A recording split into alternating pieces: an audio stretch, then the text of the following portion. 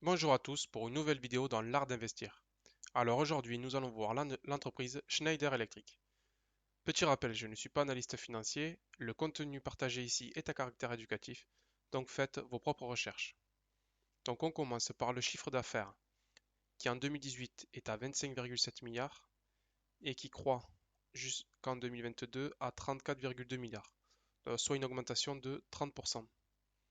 Et on a un résultat net qui passe de 2,3 milliards à 3,5 milliards, soit une augmentation d'environ 50%. Donc voilà, c'est une entreprise qui a une bonne croissance sans aide de croissance.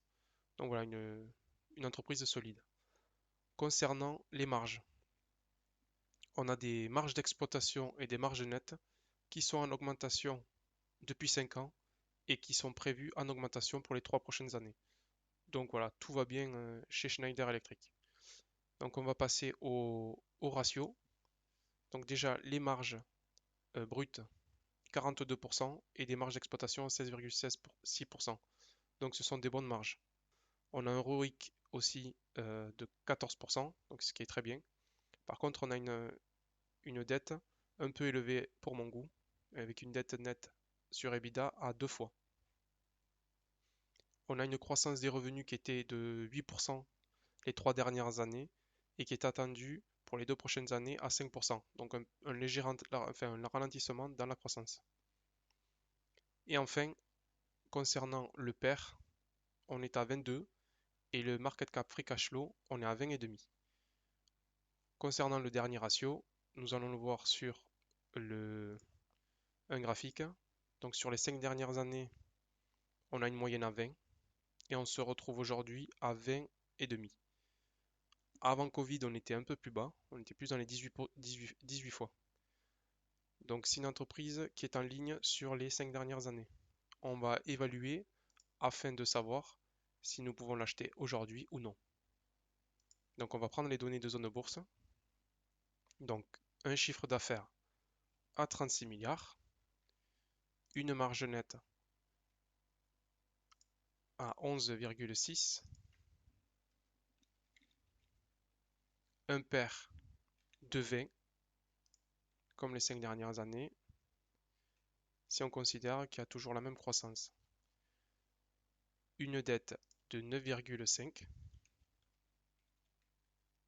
et un nombre d'actions qui fluctue à 561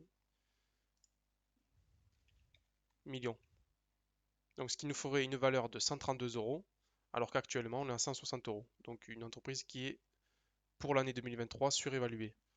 Après, ce qu'on va voir, c'est est-ce que sur la projection à 2025, est-ce que ça justifie en fait ce prix d'aujourd'hui? Donc là, c'est pareil, on va prendre les chiffres sur zone bourse de 2025. Donc 40 milliards avec une marge en augmentation à 12,6%, un PER toujours de 20, une dette qui va être réduite à 5,3 et un nombre d'actions équivalent.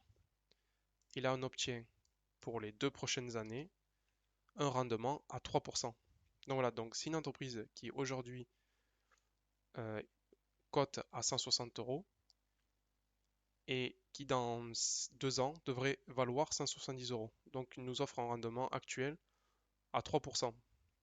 Donc c'est la même valeur que le livret A, donc je ne vois pas l'intérêt. C'est une entreprise qui devrait s'acheter en dessous de 130 euros. Donc voilà, en lien en fait avec le prix de l'année 2023, on devrait l'acheter à ce prix-là. Sachant que c'est une entreprise qui va avoir une croissance d'environ 5% pour les prochaines années, mais qui n'est pas noté là, mais on devrait arriver avec une augmentation au niveau du bénéfice par action. On devrait avoir une augmentation dans les 8% et dans le free cash flow, on devrait être dans les 12%. Donc on pourrait arriver dans les 10% de croissance, mais il faut l'acheter à un prix en dessous de 132 euros. Donc voilà, c'est pour ça que moi, je ne l'achèterai qu'à partir de 130 euros. C'est une entreprise que j'ai en portefeuille, une petite position, et que je renforcerai dès on obtiendra ce prix. Donc voilà, je vous laisse à vos rapports financiers. Dites-moi si vous l'avez en portefeuille. Je vous remercie d'avoir vu la vidéo. Abonnez-vous, un petit pouce bleu et je vous attends dans les commentaires.